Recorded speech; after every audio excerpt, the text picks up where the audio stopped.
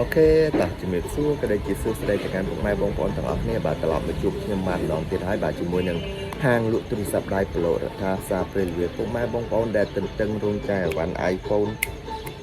បាទស្តុកថ្មីតម្លៃពិសេសទូថ្លៃទុនតាក់ទងមកមុនបាទស្តុកយើងចូលជើងនេះគឺ iPhone ជាប្រភេទ iPhone 13 និង iPhone 12ណាពុកម៉ែបងប្អូនមានច្រើនទៀតតែយើងរើសយកតែណាស្អាតពណ៌ណា cute សម្រាប់បងជាសុភាពបរោះក៏ដូចជាបងសុភាពនារីអីចឹងណាត្រូវការតាក់ទងមកមុនបានស្អាតមែនទែនម៉ាស៊ីនធានា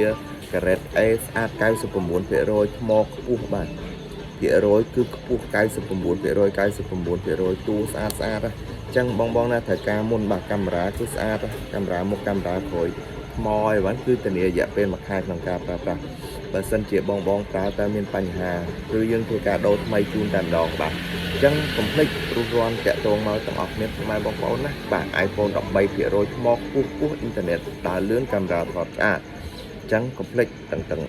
13បងណាដែលមានតម្រូវការលើ iPhone តាក់ទងមកបាទបងអាចយកអាចាស់មកវាយដូរយកអាថ្មីបានណាបងណាបាទ Telegram បាទ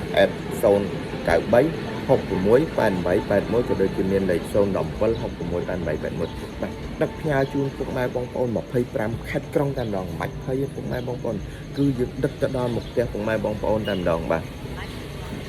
បើបងបាក់មកនៅឆ្ងាយបើបងអាចមកមើលទៅតែផ្ទាល់បានទីតាំងយើងគឺងាយស្រួលមែនទេបាទជាប់នឹងរង្វង់មូលផ្សារពេលវេលាខេត្តតាកែវណាពុកម៉ែបងប្អូនបាទអរគុណបាយបាយ